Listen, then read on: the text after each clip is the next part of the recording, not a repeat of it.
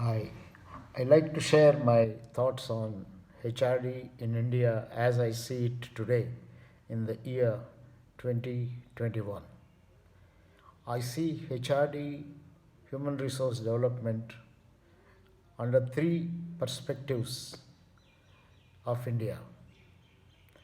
Number one is the ancient Indian perspective, which is derived from Vedas and Upanishads. As you all know, Indian civilization is about 4,500 years old, maybe much more, but this is what the historians depict. And the ancient civilization perspective of HRD dealt with life in general, and it never used the term human resources development. It essentially aimed at creating peaceful living, joyful living, and attaining what they called as moksha while living and after death.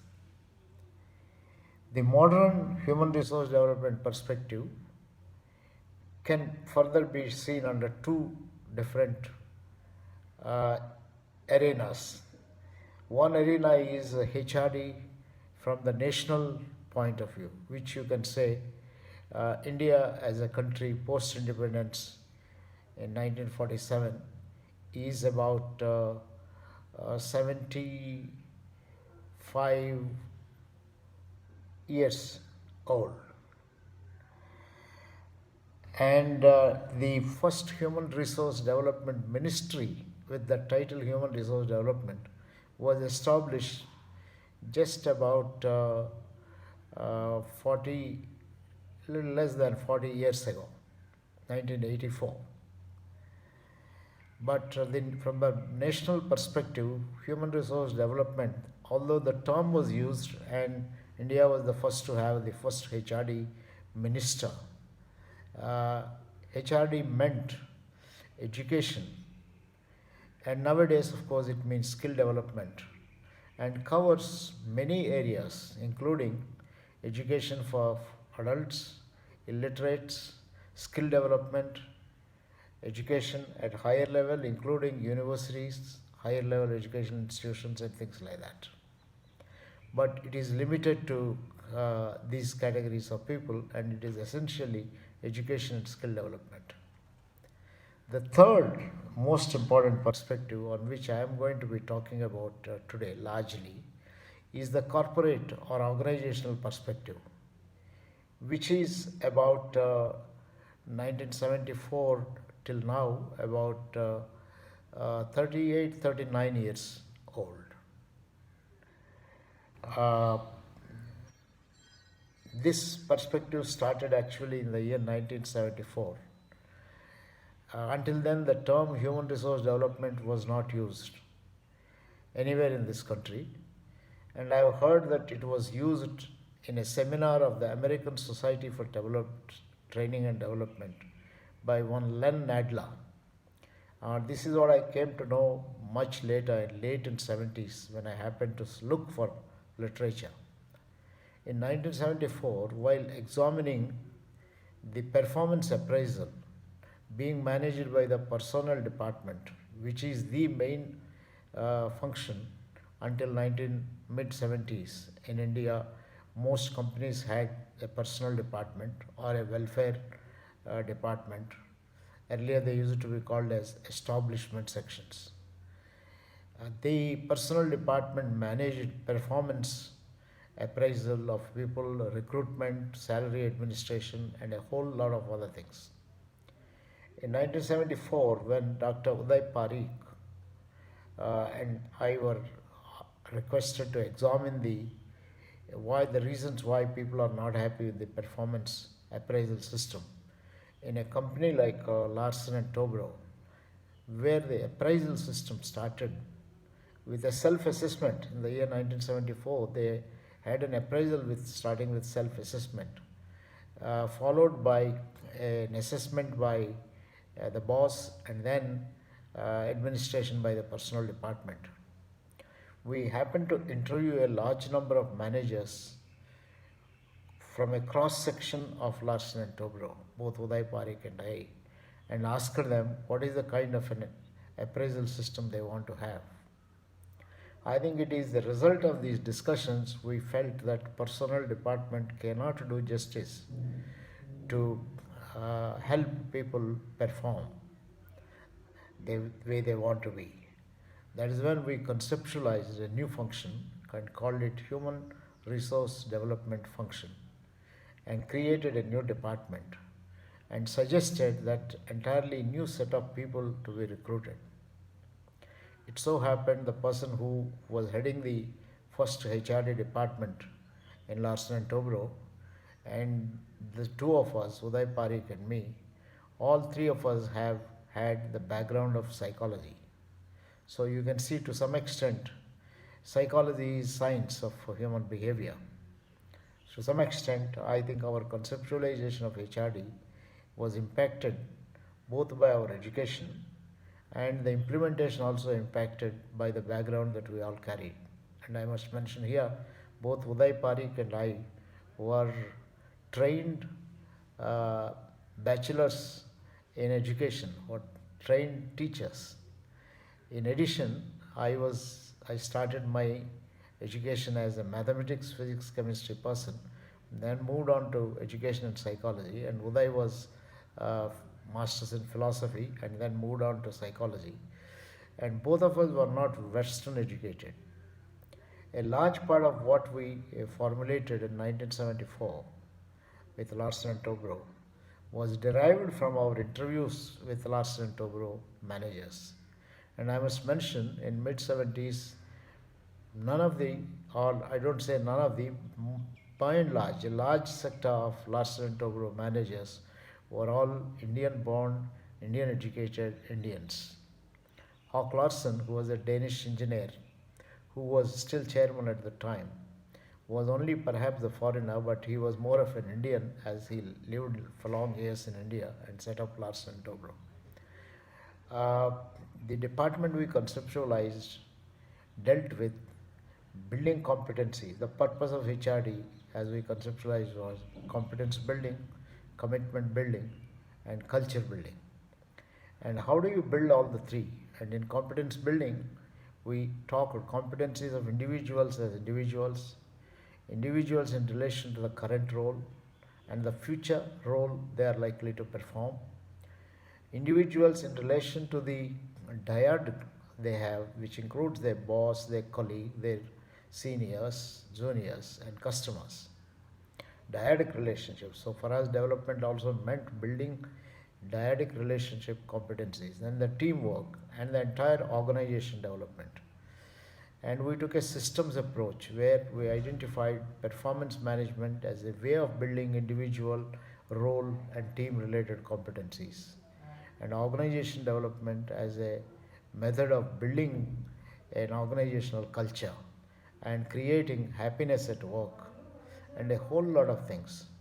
So our conceptualization included performance management, feedback and coaching, training and development, potential appraisal and development, career planning and development, organization development, human resource information system, and so on. I think it was a systems approach. Larsen and Toubro decided to implement it whole hog, and the board decided and appointed a senior level person to be in charge. It took 3 years for them, mainly only to implement the performance management system the way we conceptualized. And I must say that even after 3 years, and even if today, if you ask me, there is always a gap between what theoretically we conceptualized and what actually finally gets implemented and so on. After Larsen and Toubro, State Bank of India decided, then Bharat Earth Movers decided, the public sector defense company, and I joined them for a year to help them implement this and so on. And there are many important steps, many important events that have taken place. There's a lot of literature. The first article I wrote is HRD, Is It a Old Wine in a New Bottle, published sometime in the year 1981. In 1979, we held a workshop on the new human resource development, which was later published as Designing and Managing Human Resource Systems, which even got some awards, and it is still used as a textbook with revised editions across the country. After this, we discovered that many personnel departments simply renamed themselves as HR departments. Even the training and development department, this is where there is a big impact of the trends in America and India.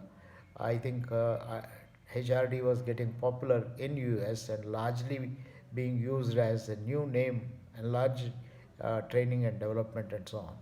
And that is how the concept of HRD as a philosophy, as a multi-dimensional concept we envisaged in 1974 was getting diluted.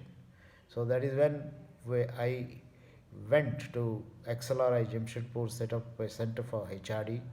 Then, not satisfied with whatever was happening, created a new body, professional body, to promote the philosophy and concepts of HRD, called as National HRD Network. And that was conceptualized in 1985, registered in 1986, and the first conference was held in 1987. And in 1990, when we realized that HRD, the way we envisaged, cannot be promoted by a professional body, we thought of an institution called the Academy of HRD. So this was in the year 1990. So if you look at, I think, HRD in the last several years, these are all some remarkable steps that have taken place. All these years, there was a struggle to introduce HRD as a system, commitment building, competence building, and culture building through systems. And we realized about 25 years after we started this, that the stress on systems is killing the spirit, particularly post-liberalization in India, which took place about nearly three decades ago, that is in 1991-92, focused very much on target setting, financial performance, delivering results, and a whole lot of other things which are measurable. As a result, we found that people started using HRD as a means for results rather than HRD as an end in itself. I think this made us quite uncomfortable, and therefore we started promoting HRD as also a spiritual part of it, and so on. It was in this context when in Isha Foundation, which represents one of the offshoots of what I mentioned, started off by saying the Indian civilization, where HRD meant, I think, HRD for life. So people like Sadhguru, Isha Foundation, and Sri Sri, or for that matter, several years ago, Swami Vivekananda, who went to USA and then returned back and then established the Ramakrishna Mission.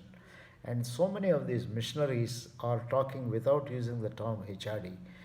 They are doing, whatever they are doing is HRD, in my view, is HRD for life. This is very clear when you look at Sadhguru and listen to him when he said human is not a resource. It's a crime to reduce the human being to a measurable entity. Human is a possibility. And in fact, we started running a few programs called Human is Not a Resource. Although I didn't fully subscribe to this particular, I subscribed to the concept, not necessarily to the starting point. I said human is an unlimited resource. Human is not merely a resource, unlimited resource, and it is much more than a resource, a possibility. So we started therefore combining this spiritual heritage. I think it hit us very well of how HRD meant life into the corporate sector. So nowadays we say the important role of a HRD manager is to be a spiritual guru.